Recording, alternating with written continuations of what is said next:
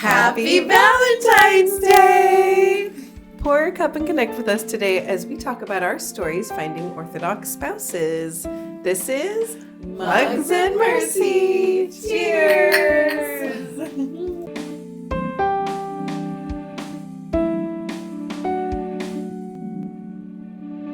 Let's go, girls. Welcome back to Mugs and Mercy, everyone. Thank you for joining us today. This is Valentine's week, so happy Valentine's Day to y'all. We thought this would be the perfect time to discuss our journeys of finding a good Orthodox spouse, and also now that once you're married, being a good Orthodox spouse. And what is that kind of perspective on marriage that the church teaches and holds? So we're so excited to talk about that today. But first, Katie, what's in your mug? Oh, thank you. It says, "You're my lobster." And if you know the reference, you know the reference. Yes. Valentine's Day. If you know, you know. And it's decaf with vanilla creamer from Trader Joe's. Ooh, We love a Trader Joe's drink. Emily, Yes. what's in your mug?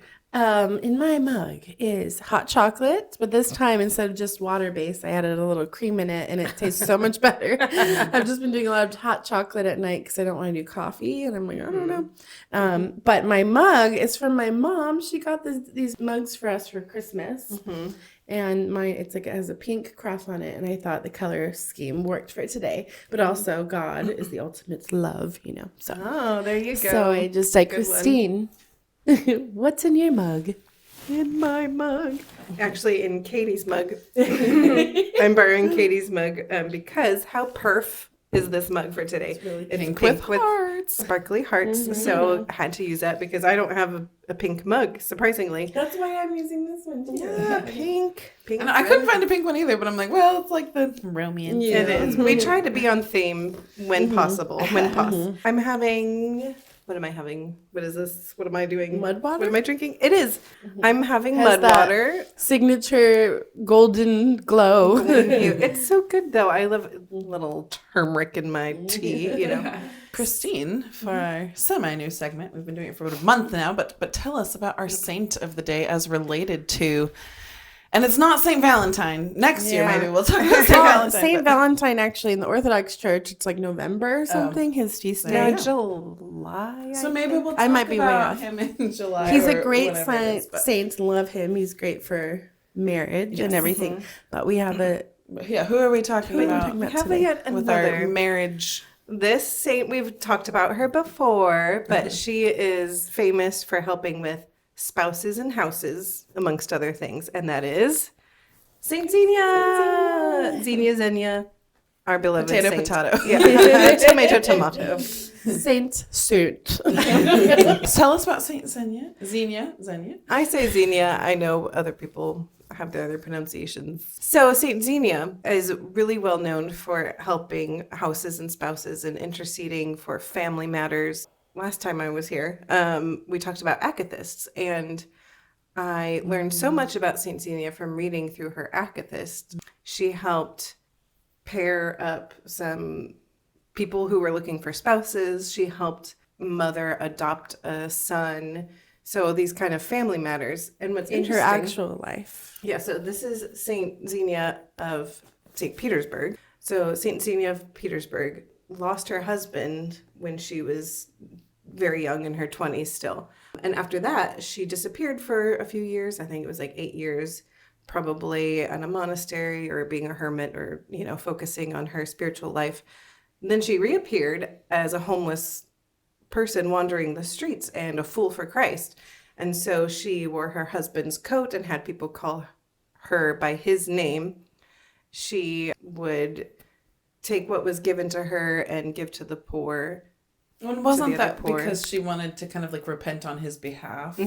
He did die in a drinking party. Brawl or something. Yeah, possibly in a drunken brawl. Do you or know something. his name or what she had them call her? I think it's Andre. Yeah, Andrea? that's what it says in the Yeah. Akathist. Yeah. 'Cause we were praying the Akathist too, as we were, well, especially as we were trying to make the move down here and figure out all the housing things. We were praying the Akathist. She also helps with people and occupations and jobs. Yes. Yeah. Which we've always asked her, and she's always come through. I will say the housing thing, I don't know if we want to talk about it in this episode because it's not as related, but it was kind of miraculous for us what ended up happening. Because we knew we wanted to move down to northern Alabama from our Nashville home. We were looking and nothing was quite in our price range and what we needed for our family.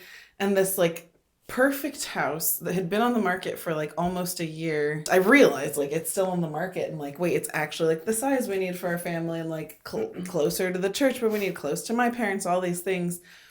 And like in the school district, everything. And we looked at it and I just said like, what's wrong with it? Like something must be wrong with it that this is actually in our price range, because this house like shouldn't be at the price range we can afford. And it just was like all the inspections, you know, there were, you know, normal things that people have to deal with homes, but like it just was kind of waiting for us. I love that. Yeah. And we're so grateful to God, and we thank St. Xenia for her prayers. Yeah. I think someone recently mentioned like it's interesting how she was homeless, but she brings people homes, and she was a widow, but she prays for people's spouses. She just is a very fierce intercessor, very active in answering prayers. And I have my own story I'll share, and I think Emily wanted to share something I was just too. gonna say, I've heard so many people going like, oh yeah, Saint Xenia, like she's no joke, she will help you. Yes. And I saw like a friend of ours post on Instagram. She's like, just so you know, all these couples are getting married this year after asking Saint Xenia for intercessions. And it was just like this long list of all these people who found their spouses. And it was so neat. Beautiful. And I just, every time I see anything about her, it's like just like a very direct answer, very direct miracles that she helps with. It was like at one of the OCF conferences, and all the women were talking, you know, we're like kind of young, but like, oh, we want to get married not too long from now. And she goes, well, listen, you can pray to St. Xenia, but like, be careful because she's very active. So like, if you're not really ready, don't do it. You better be ready. Well, that's really good, because then it's so comforting knowing it's not just like a pipe dream. Like she really helps you out. Yeah. No, just one thing I thought of too is in the Orthodox Church, you know, if you've been in there for a while, you'll, especially like a fair number of young girls are named for Saint Xenia, and it's because their parents like attribute their marriage to her. And so it's just it's a cool. My husband, I think, was like, why don't we name a kid Xenia? And I was like, well, she's kind of like the family. She's our family patron saint. That's cool. So this kind of encompasses like the whole theme of this episode, my personal story with St. Xenia, because I was in my 20s, hopelessly single. So my friend, who was in a serious relationship on her way to getting married, I was with her, and she was like, here. And she handed me the Akathist to St. Xenia. She just like kind of smacked it at me. My friend Erin, I love you, Erin. She's like, here, she'll help you find a spouse. I was like, oh, okay, that sounds good, you know. And she just gave me this Akathist to St. Xenia. And I was like, okay, cool. I had heard her story a little bit, you know, but then I started praying the Akathist pretty regularly. I did it in pieces. Like I didn't read the whole thing. I might have read it all the way through the first time and then just read kind of like a stanza a night or something. I was single, living with roommates, and I needed a job. I need a husband. I really wanted a husband. I needed a job, and I needed a car. My car was dying. And I remember like praying to St. Xenia, like, I know you help with jobs and stuff. Like I really want a spouse, but I need a job. And so like first I got the job, the perfect job, which helped me pay for a car, and I got the car. And then my roommates got all engaged, and we're both getting married in that summer, and I needed a place to stay. All my friends were married or getting married.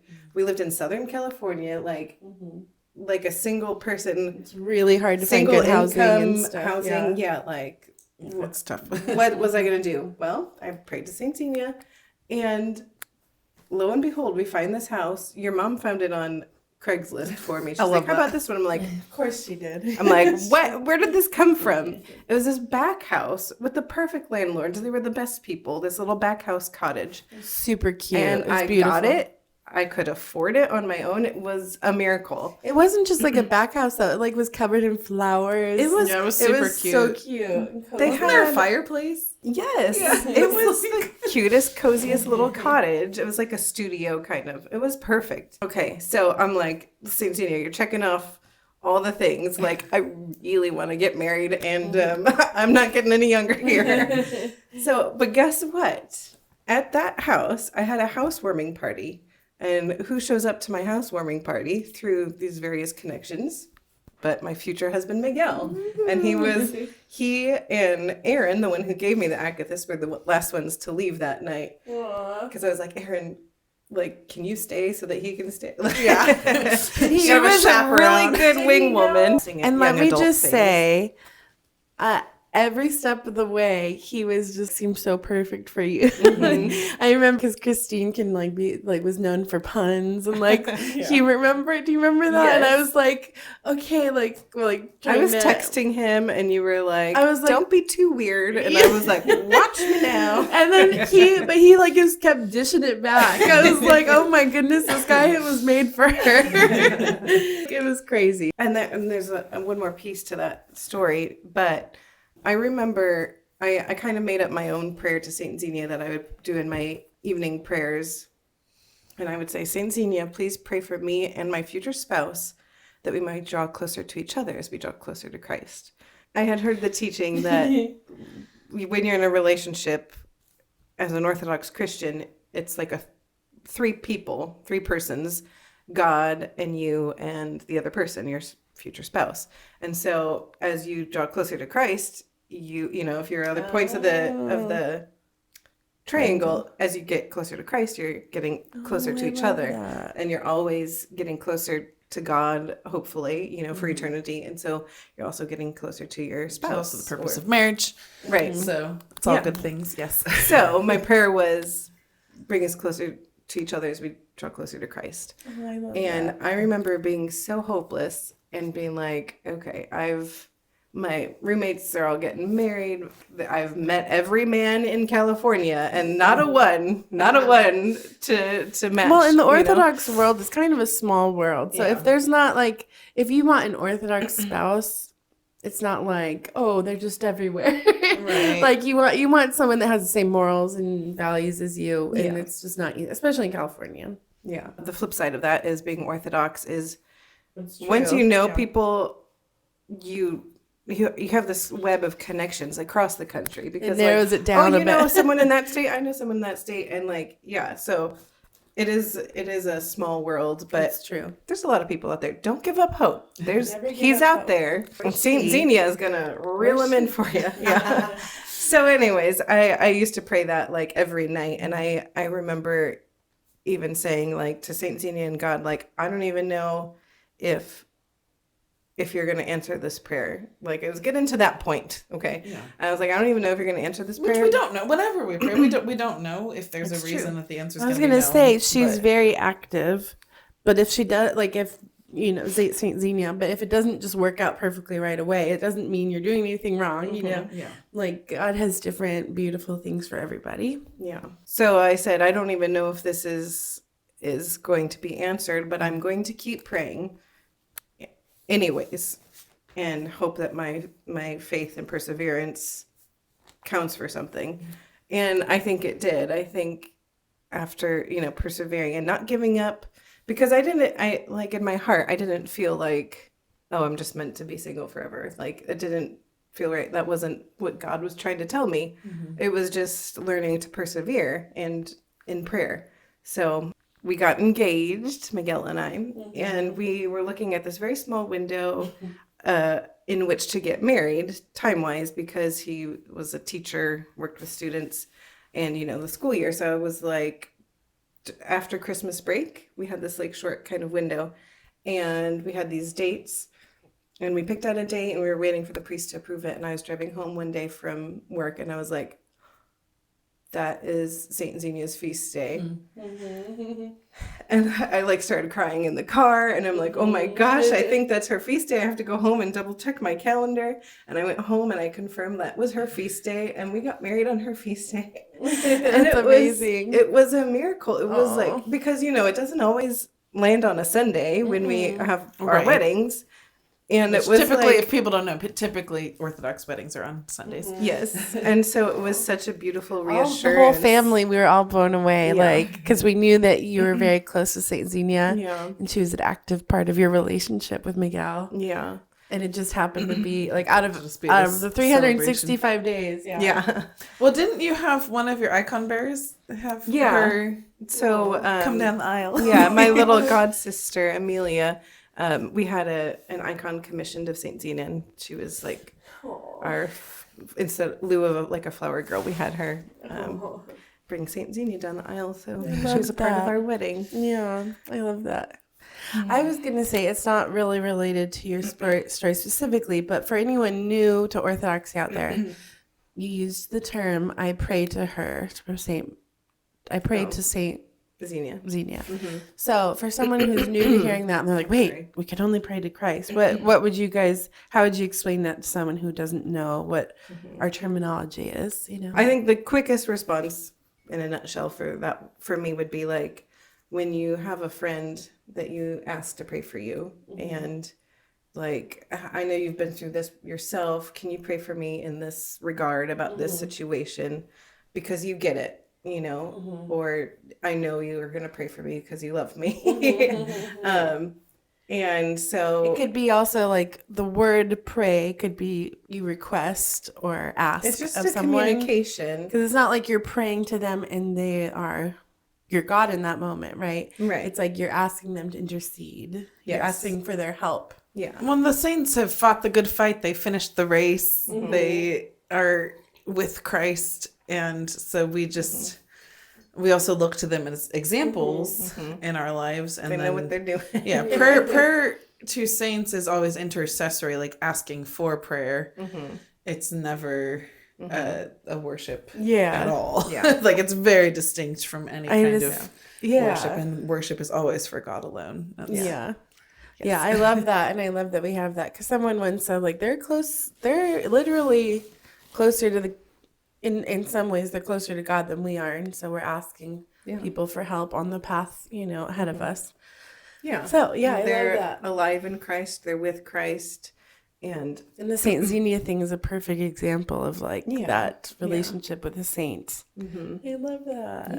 yeah. I wanted to say, too, and then ask you girls what you think. So someone might be like a worldly, someone who's not in our world of being like Orthodox and wanting a family and being married. They might be like, why do you want a husband so much? You should just be like a happy, independent woman. And if he'll walk into your life or whatever, and they might say like, don't pray, like, don't waste your time on, like they might like look down on wanting a husband or something. Because Katie, you've talked about how like wanting children and marriage are good things to want, and they're godly things and natural. Yeah. Well, I think it's a good thing to contemplate for someone who is really seeking marriage, but maybe has friends who are like asking that kind of, what's the response? Yeah. And so in Orthodoxy, marriage is a calling. It's something that God wants us to do and respond to. And so you're called into marriage. And then in our actual marriage ceremony, you put on crowns, and it's kind of like, oh, that's so nice. It's the new king and queen. But like, they're actually crowns of martyrdom. And so you're called to this mutual self-sacrifice to die to yourself. Like that's part of, it does represent the like new kingdom you're creating too. But the crowns of martyrdom. Kingdom of martyrdom. Death to like yourself and this kind of new life with now that you're married and you become one flesh, and all of these things are very much a part of what Orthodox marriage is. And so the purpose of marriage in Orthodoxy, the primary purpose of marriage, is to mutually work out your salvation. So that means that everything you're doing is that triangle, right? You're growing closer to Christ together. And I know, we can talk more about this later on in the episode because maybe we all want to share our like initial meeting stories and finding husbands. But like, I think for Nazo and myself, a lot of the time, like the things that I struggle with, he's actually really strong in, and like vice versa. And so we've been able to like support each other through some of these struggles that have come up. And that is that like mutually working out salvation. I would say that's the biggest difference between some more secular visions of marriage is it's just about you two. It's just about you two and loving each other and this kind of like we'd want to spend the rest of our lives together and all this stuff. But like the Orthodox, we're looking beyond. First of all, we're looking beyond this life, but it's not about us. It's about God and it's about the other person. Well, and it's about dying to yourself. Yeah, like it's not about exactly. Person. It's like how can this help my soul? How can we support each other's souls so that we actually love God and grow closer to Him throughout all of this? It's not how do they make me feel. It's like it's sacrificial love.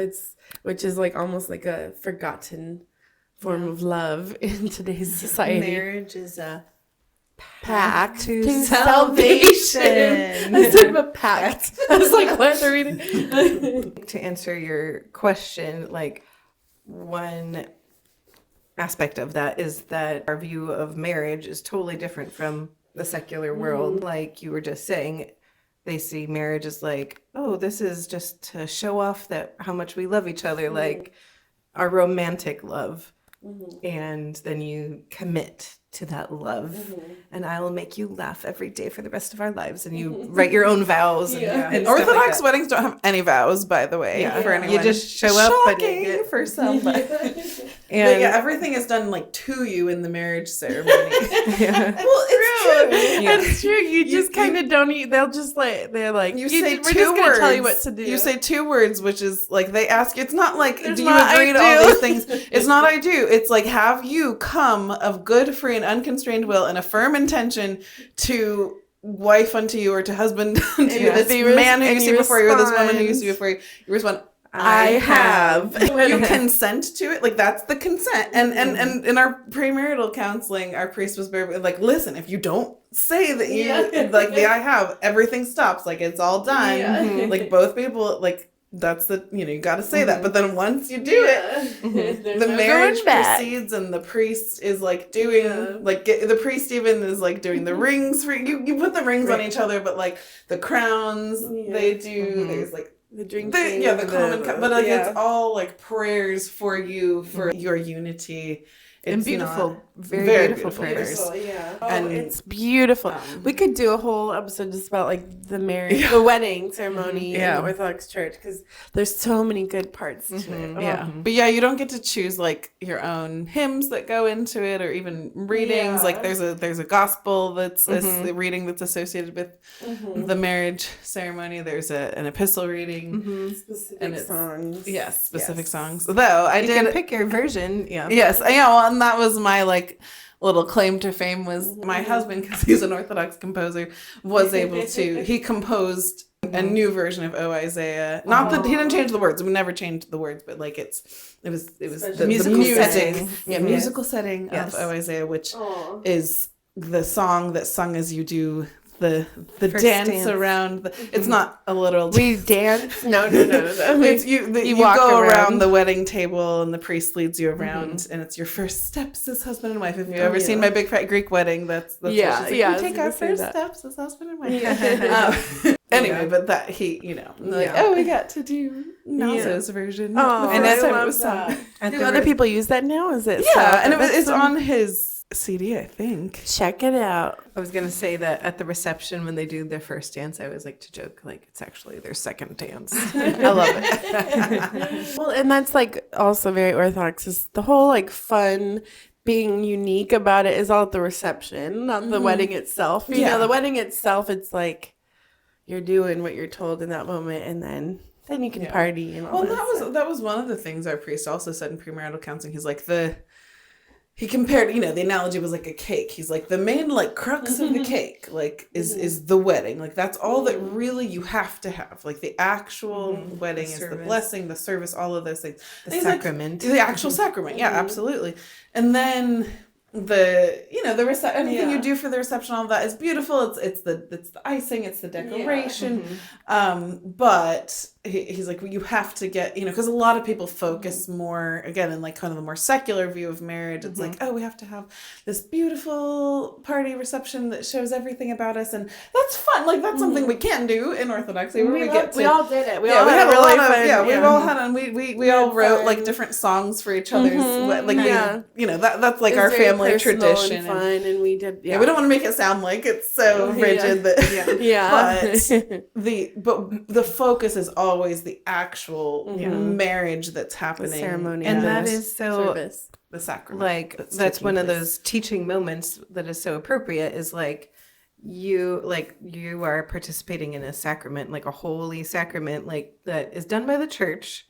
And you're already like humbling yourself to the church, to Christ, like through the church, as a married couple, by not just making it all about you and your love for each other, which is good. Love each other. Well, yeah, and a lot of people have those good intentions. It's just we're so blessed to have to not even have to worry about that. We know we have a service that's already it covers everything. Even like the maid of honor and best man, like they're your sponsors. Some people even have like a maid of honor and best man and then choose separate sponsors, but it's like it's basically your marriage godparents that you are exactly. They're not just like, it's like it's people they're kind of lifelong committed. Like they're committing to pray for your marriage and like to support your marriage, and anyone who's in the bridal party, like they're prayed for in the ceremony, and they're like these witnesses and supporters of your marriage. I was gonna say that's the other thing that some secular weddings do that's the opposite,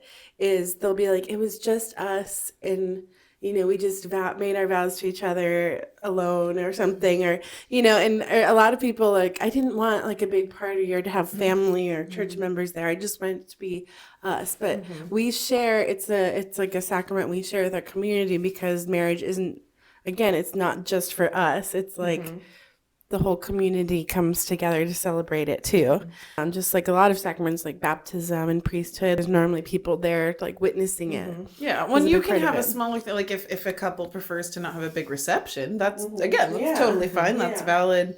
But the actual marriage, and Christ compared the kingdom of heaven to a wedding feast, and that's true. And like the couple that loves each other, Christ loves the church and wants to share that love through this celebration, this feast, that includes all the people. So don't, you don't have to poo-poo the reception either, because it's a glimpse of heaven. Like if you think like, what was the best day of your life? People often say their wedding day, and it's not just like, for me, it's not just the romance, but it's because like everybody I loved was there together, just celebrating. That was this crazy thing that we realized. It's like, that's never going to happen again. Like that room of people, like the people that I grew up, who loved me so much, and all the people who grew up loving him, and they're all coming together to support us. Had really good weddings too. Might I just say, like the turnout and the receptions were maid of really honor good. Speech was so good. Your bridesmaid dancing behind you while you sing to your husband. That was I'm saying the maid of honor at your I wedding. know, and I'm adding like, and when I was part of, and your maid of honor speech was pretty good. It was a I don't know, keeper. I don't know. I always say my wedding week, aside from like moments with my kids, was like the best week of my life. The week leading up to it, when the family flew in and we're all preparing this thing together, like staying up late, like laughing as we're making centerpieces together. That is like, for me, that's like a glimpse into heaven. Like that's as close as it gets, being with loved ones. I also wanted to add that we don't have till death do us part, because marriage carries on into eternity.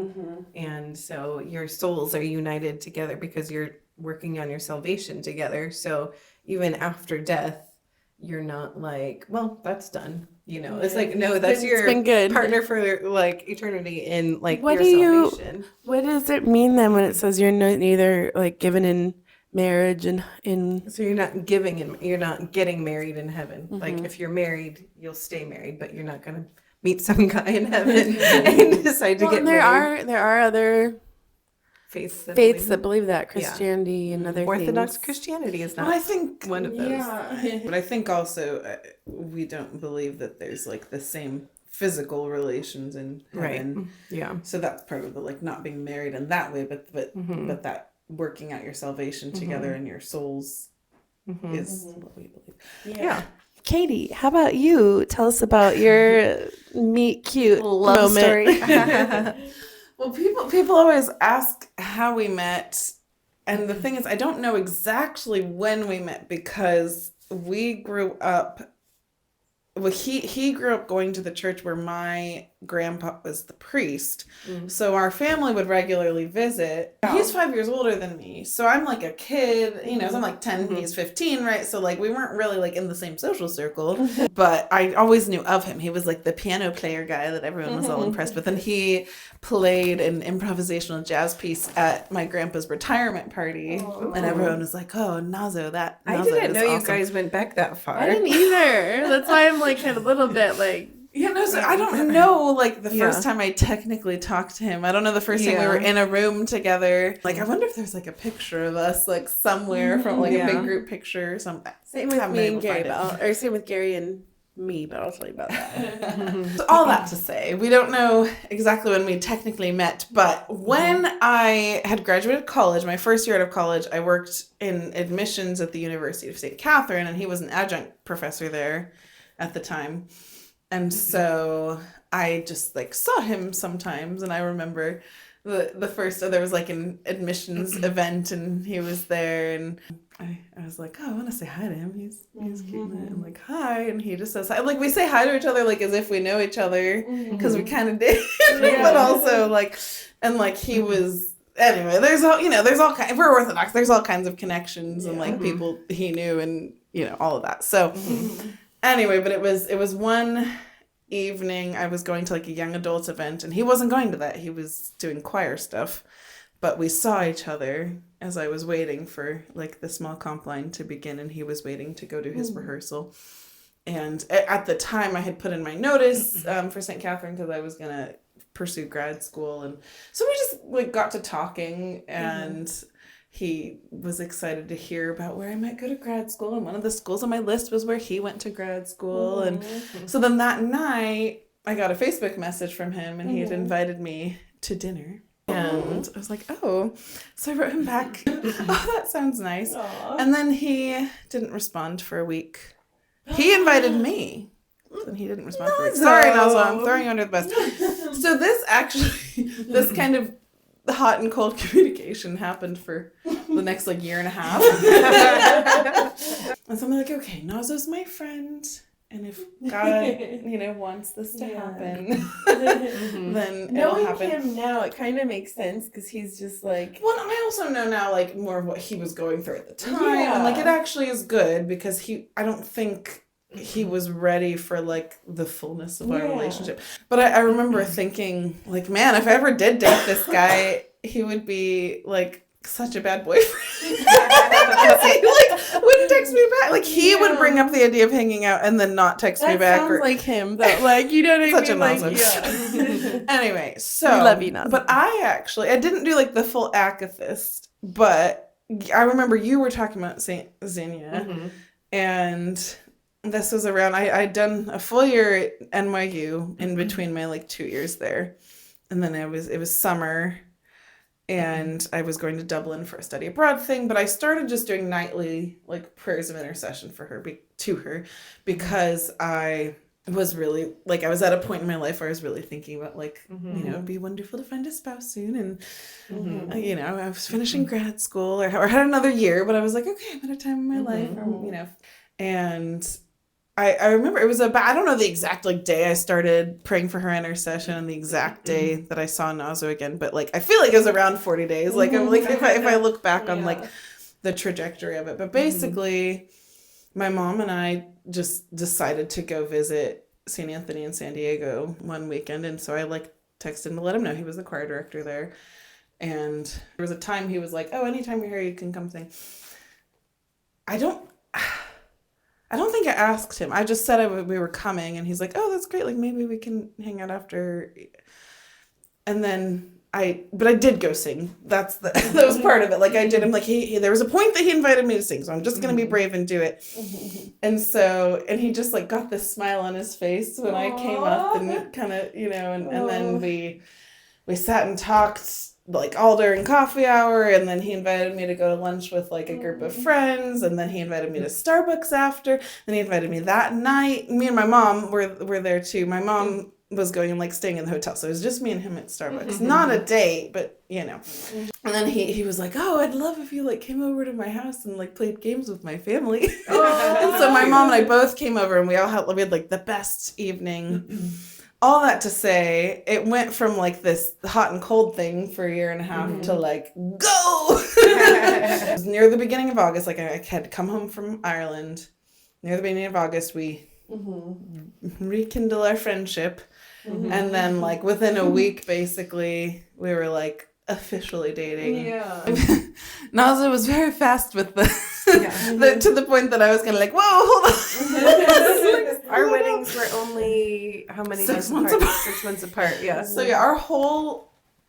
we were friends for a long time before that, but our whole like from dating to getting married was slightly less than a year. So it was about 6 months of dating, and then about 6 months of being engaged.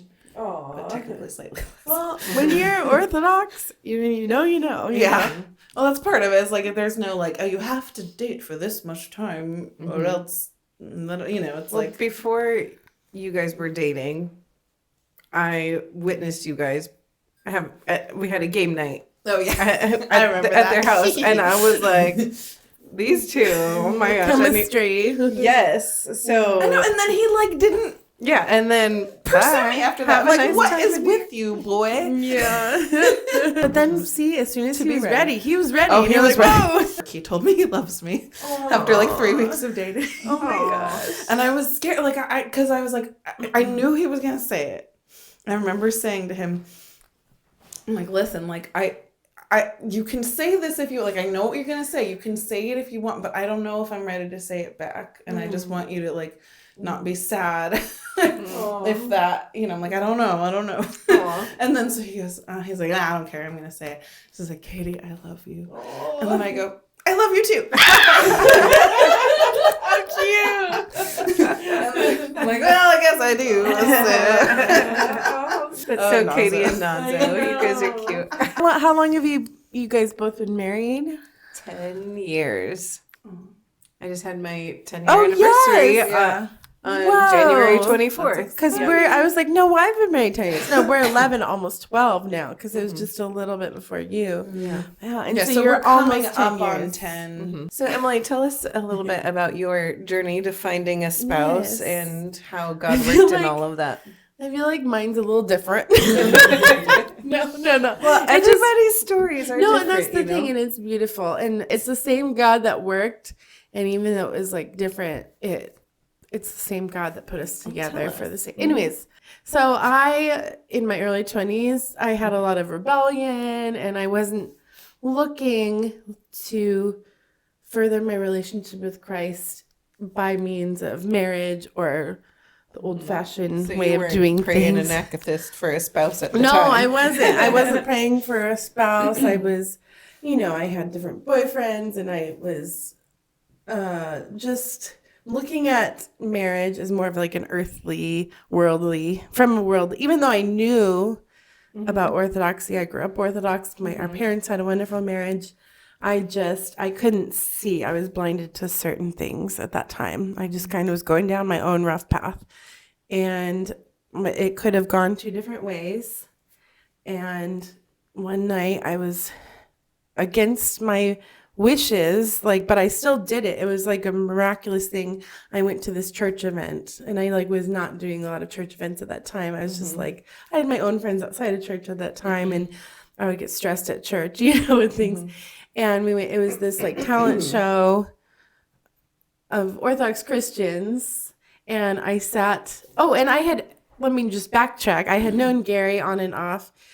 And he's I remember 8 you talking years. about having a crush on him. Yeah, yes. night, So but- if you've watched the like punk conversion story, he was one We'll of like link it these down below. down below. He was one of the punks that came in, and I was a teenager, and he was in his 20s. He was 8 years older at the time, so like we knew of each other. So it was a while before like we connected deeper. So we knew of each other. He was more friends with my sister Christine. And even a little bit our brother more than me. Like I just didn't talk about him or talk to him. So You did talk about him. Yeah, so I don't say you had didn't. a little crush way before we even like talked. Like, I know And you Christine's like, you should go for him.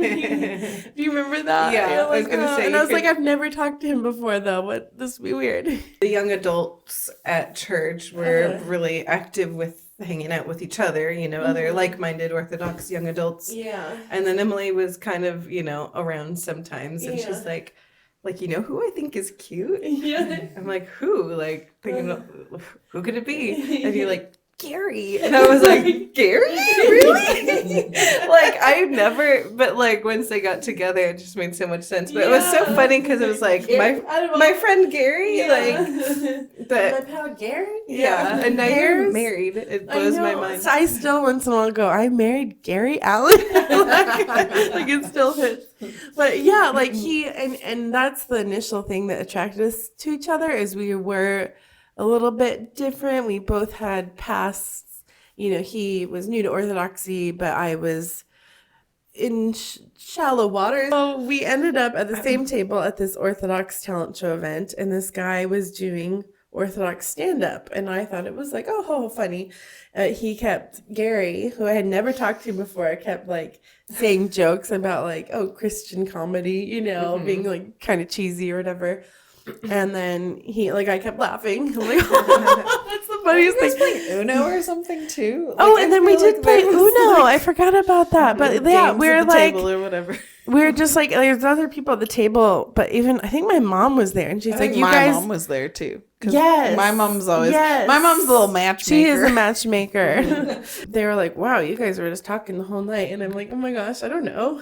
I remember walking past your table and being like, ooh. I know. It's just like we had never talked to. All of a sudden we were like, and he said, like, how about I take you to a real talent or a real comedy club? And I was like, oh, that'd be awesome because I had never been at this time. So that was like his in. And then he like texted me, and he brought our friends that were also married to go with us. So it was like a double date to ease into it and stuff. And then like the next night we stayed up all night talking. And then just like 2 weeks later, we asked our priests for A blessing to date. And it was unlike any kind of dating I had ever done. And so I was like, wow, and I remember going like, I'm not worthy of this sort of relationship. I'm like not in a good place. But it was like God used this relationship to like wake me up in some ways. And it's not always good. Like a lot of times you should figure out your life before you get into a relationship. But this, like, we both helped each other. And it was like that thing. It just brought us closer to God as we, got married and all this stuff. So it was God working. Even going from dating someone who's not even a Christian really to like, let's get our priest blessing for this relationship. I was like, well, he's like intentional, and we're talking like I never talked to anybody about like future kids' names or even marriage really. And then we're like going on these long walks talking about what we would name our future kids. And he on one of our first dates said we would name him John, and now we have a Johnny, which is cute. And it was like God used this relationship and he still does for our salvation. And to this day, our faith in Christ and our church is what keeps us together. And I'm not saying like, because we're gonna whatever, but like anytime things get hard, it really grounds us. And if we were a secular marriage, I don't know how we'd be doing right now, And our faith is what makes it eternal. Yeah.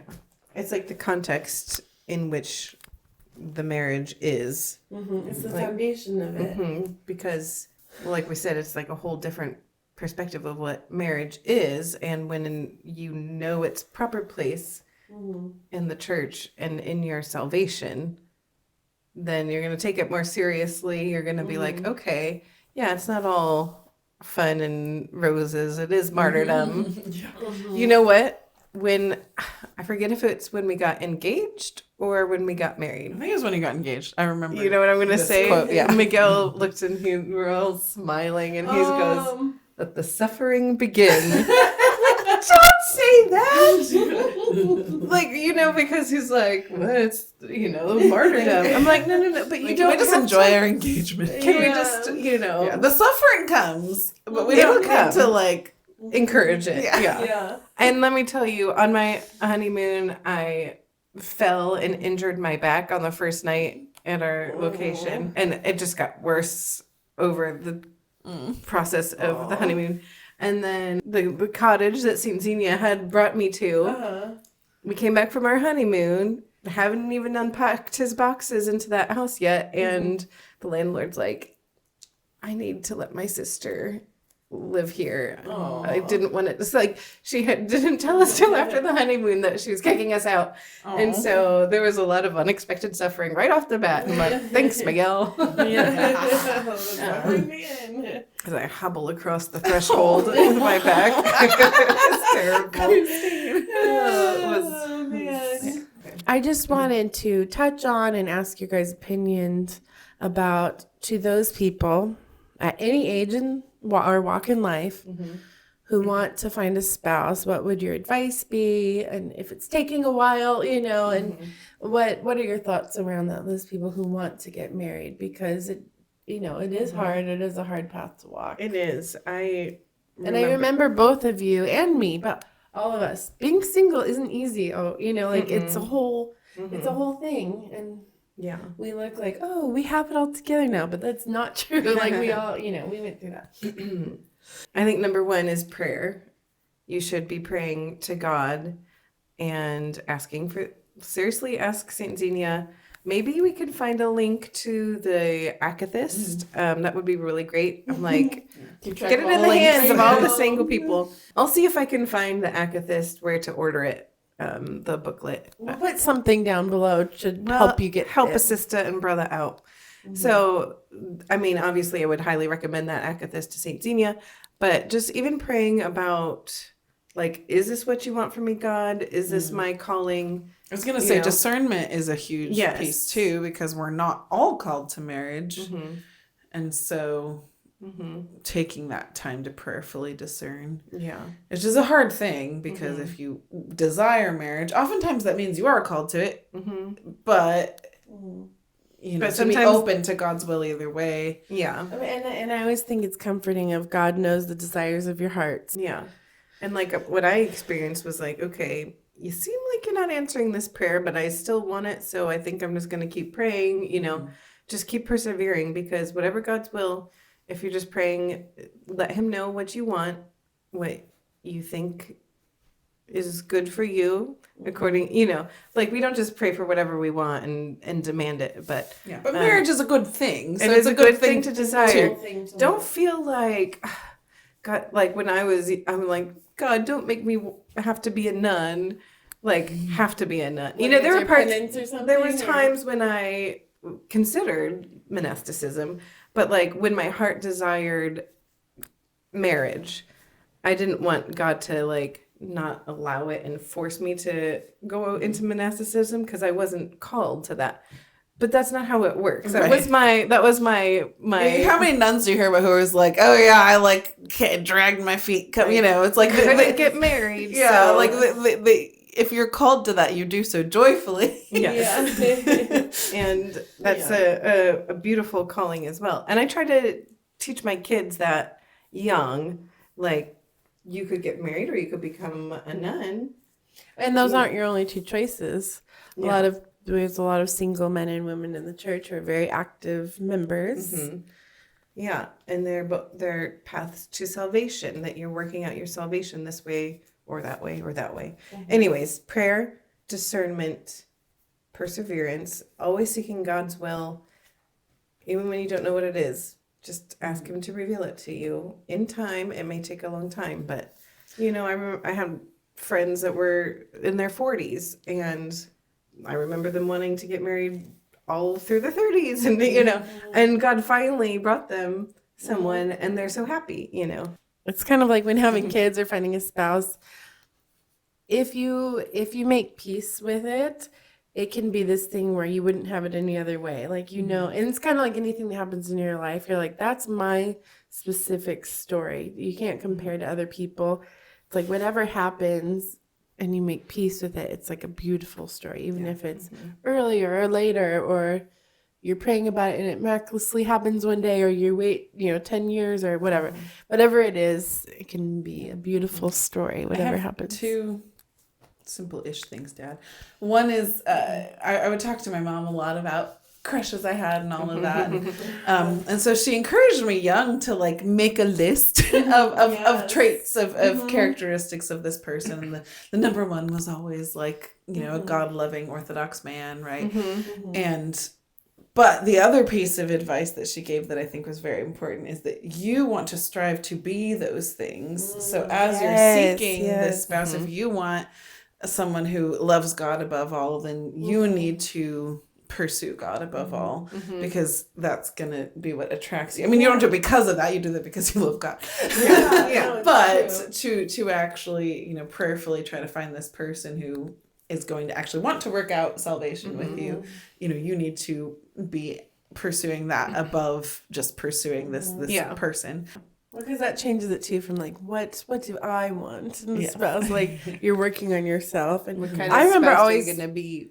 Yeah. What are you bringing to this table? I remember as a teenager wanting, being excited about marriage and crying that it's like never going to happen, because I'm like, I don't know. I just was impatient and all this stuff. And your mom, again, and my mom was like, just work on yourself. Like, that's all I you will can do. say something that I think my mom did really well, that people might disagree with this, but this is more like if you have a parent of like daughters in particular, because usually the girls are the ones who are dreaming about this, right? But she was very realistic about like, don't just think, and this is kind of the other piece of advice, like, don't just think it's like, the movie kind of romance, like that's not reality, and that's a very good thing to teach. But she also like this kind of idea, even when I was like a young teenager, like not even anywhere near marriage, but I was thinking about these things. She encouraged me like with this kind of make a list or think about these, because a lot of people kind of discourage like, oh, you're so young, don't think about that. Like, and even as I would like share my kind of desire as a young teenager, like 13, 14-year-old, and there was other people like fellow teenagers or women or whatever who were trying to be wise, were like, oh, you just need to think about yourself and enjoy growing up and I feel like some people look at it as a weakness, even like wanting a man in your life. But she, I think rightly so, at least for me, encouraged me to think about those things. And it made like even the idea of dating, like from the get-go, like I had this desire to like marry the first person I dated. And really like my version of like dating was always courtship, like what we call courtship, which is the purpose is towards marriage. It, my first like actual serious relationship was with Nazo. And not that, I don't mean to say that has to be, because you can't necessarily control that. Right. Sometimes people are in a serious thing and in the courtship process, even if you're going into it with like that even hope. If you're Orthodox. It doesn't always happen. So I don't mean it as like this, you have to do it this way. But the way that my mom encouraged me, it's what I needed, because anyone who was discouraging me just felt like, nobody really understands, like this is like this deep it's desire. A good desire. There's nothing wrong with that. And so to actually like validate that desire and then direct it towards like, okay, well, what are you doing to grow in faith so that I think that you're becoming the type of wife that you want to be. That comes from a distorted view of marriage, because if someone was like, I really want to be a firefighter when I'm older, they wouldn't be like, don't think about that. Just think about yourself. You're like, no. So it's like this, but it's like, or even being like a priest. Like, I want to be a priest. Everyone would be like, oh, let's like do what we can to help him be like a priest or nurture that. I even remember like on Facebook, because it used to announce like when you joined groups. And I joined a group called waiting and praying for my future husband. And that was something, again, my mom always encouraged me to pray for my future husband, even when I was like 12, 13 years old. Don't know who he is, don't know when it's going to happen. But, and so I was like, oh, like, what, but it like, and, it shows it on other people's feed that I was like in this group. So there was this older woman who I was friends with on Facebook, who I guess perceived it to mean I was like,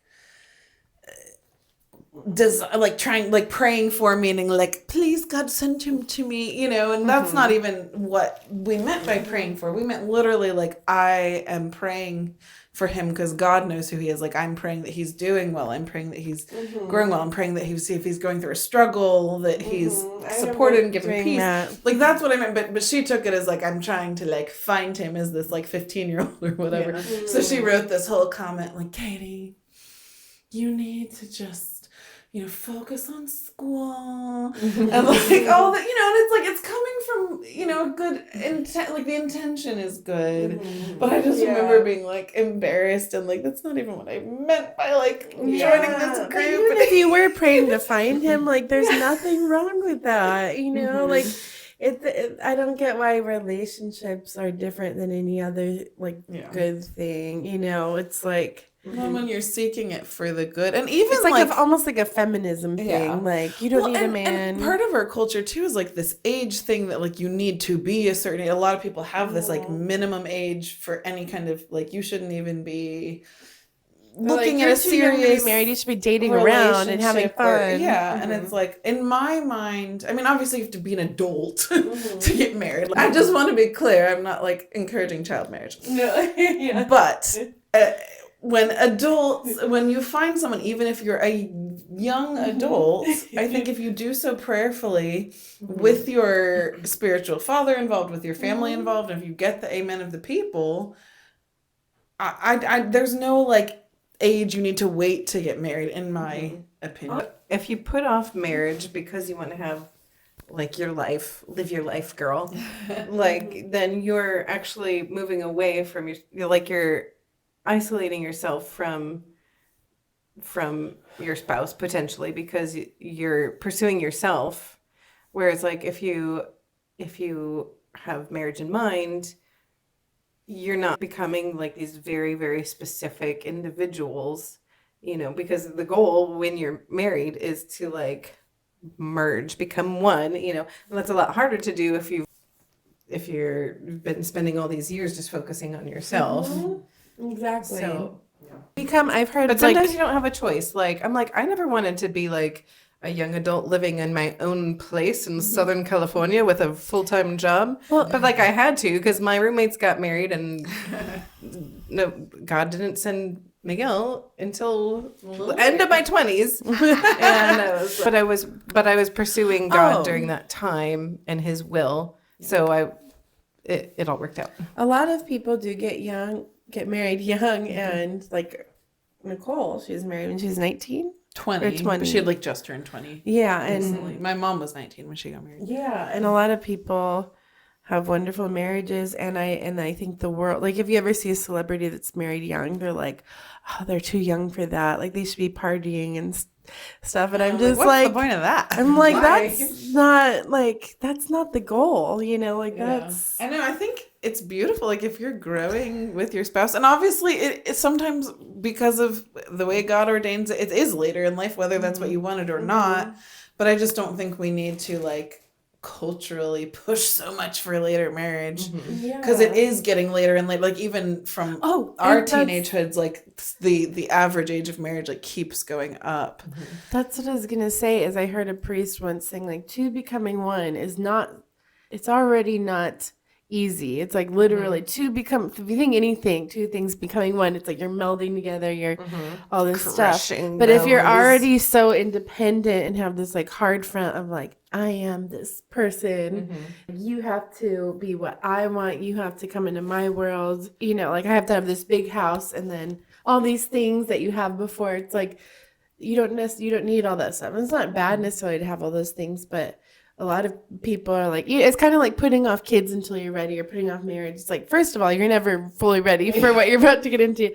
But also, there's nothing wrong with having nothing and working together as a team instead of doing it all on your own first. And having, like, I feel like I think all three of us at least had that first apartment that was not, well, at least I did, that first apartment that wasn't as nice. You know, you have your first everything together with nice because it's with but you're like excited because it's your first like home with your husband, you know, and so it's exciting. But some people think like you should have a house before you get married or all the, you know, like that's just not what we look at as Orthodox. Then you just have two houses, and whose house becomes your married house. And who's and who's like having we each have our independent careers, and it's like the more stuff you have, it'll be harder to like meld together, you know. Well, and something too, just to leave our viewers with who are married already.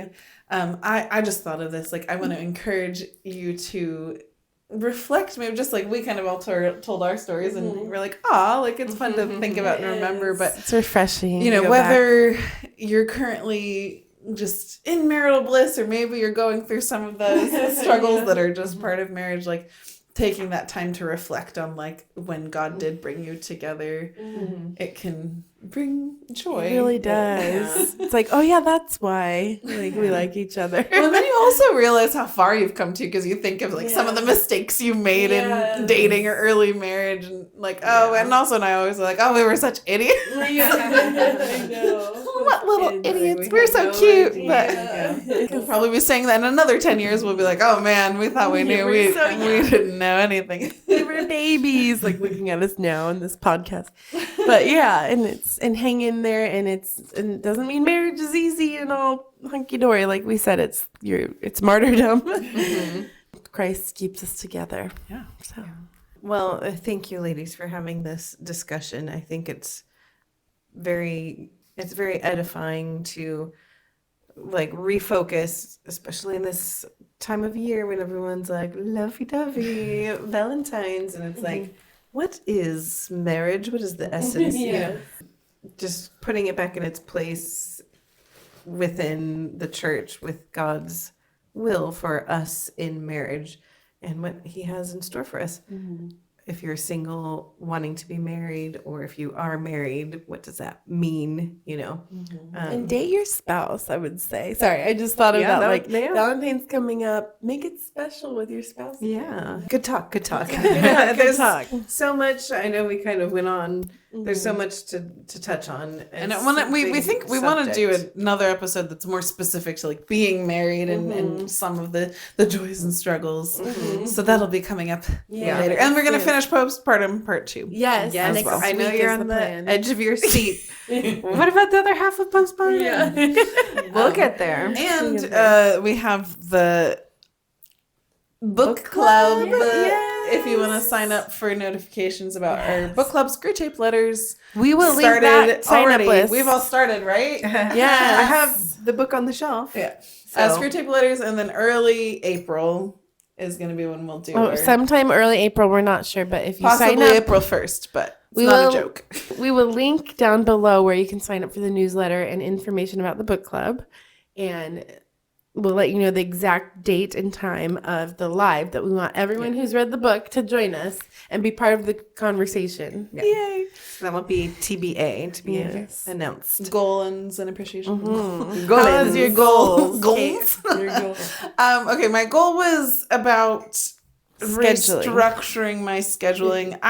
I've changed how I'm structuring it. So I guess I haven't fulfilled the goal as I intended, but I'm feeling good about the new way. I'll just say I went from like I'm going to commit to this way of scheduling to like experimenting a little bit. But it's like trial and error. Yes, and I like what I've figured out with it. So that's good. So we're flexible around here. We got to do what works for you, not just whatever you started off with. And it's my daughter's birthday, Xenia, first birthday. So I'll appreciate her because she's just amazing. She's like, I don't know, she's just this special one. Blessing. She's an olive shoot round about your table. Yes, she is. That's a Orthodox wedding reference for you. So Emily, how about you? How about me? So my goal was meal planning. And it was hard. Like all of January, we were so sick. Like we talked a little bit about this last week and how you guys were sick now. I mean, we had probably COVID, we had the stomach flu, and then this like weird cold. Yeah. And so it was really hard. We ended up ordering and picking up groceries a lot. But I think I did pretty good. Like I kept the kids and husband fed 3 meals a day. I mean, there were a couple of times like we, cheated and like picked up like Chick-fil-A, but it was better. I'm getting into the habit instead of just like every night panicking, like, what do I make? I'm like trying to think ahead, like tomorrow we're going to do this and reminding myself, especially someone with ADHD. It's hard to like keep track of that. I know Christine and I will literally like be like, what do we make for dinner? Do you have any ideas? I don't know what people eat. My brain is just like, I know. Food? What is that What? about like being neurodiverse and like when it comes to meal planning, it's like blink. Like I don't know, but I'm getting better at it. You need an ADHD planner. I do. If I can find it and not lose it. I'll know what to get you for your birthday My next birthday. year, which is in like a year. Yeah. You have time. And then my appreciation, I want to appreciate my daughter too, Rowan. And just having a girl is so fun. We all have sons and daughters. And there's just something so special. Like I've told people this over and over, but like my son, we would give him like a stuffed animal and he'd like play with it or throw it, but we give her anything, even if it's just like a little action figure or like a Barbie or a giraffe or something. And she always goes, oh, she's such a cuddle bug. Oh my gosh, she's like so gentle, and she'll even go, oh, like that. I don't know that I put Cassie quite in that category. Not all girls are that way, but she's definitely one of those like very nurturing. I know. I always get surprised because when I hold her and she just like cuddles and I'm like, oh, like I know Cassie Christine does never, that too. like, She's chills like, when you hold Rowan, you're like, what is this? Yeah. But I don't know if I've said it on the podcast before, but like if my son is ever upset, she'll literally like rub his arm or back. And I'm like, it's just this innate thing. So it's just really nice to have a daughter and just to be renewed faith in humanity through your kids. But I feel that way about both my kids. What about you, sis? Basil is the opposite of that. I know. Like our family's all been sick and Eleanor was laying in bed just like, oh, and like next thing I know, I don't even know where he learns it. He has a broom. He's just whacking her in the bed with the broom. Yeah. I mean, he's one. Can you tell about the stick really quick story? Just he found chopsticks and was like stabbing at the cabinet going, I love that. He's never seen a sword fight. Yeah. It's his masculine intuition, just whacking things so left and right. Yeah. So, but speaking of marriage and spouses, I'm going to appreciate my husband, Miguel, today. I'm just really thankful for him. And I'm like, he's a good man. He's a good man. So thanks, Miguel. I love you. Happy 10 years. Cheers. Cheers. Can't believe it. 10 years. I know. Oh, but my goal, which was, to phone less and read more, which I was doing all right. I have some books placed around, read a few chapters, but then when I got sick, I just, like you're not going to read a book when you're sick. You're just going to go on your phone and be like, so that's what I did. So better. Good. Not perfection, but progress, not perfection. I was gonna say I am very thankful for my husband too. And mine. I was thinking about like the girl side of like love and marriage and like thinking my daughter, and how.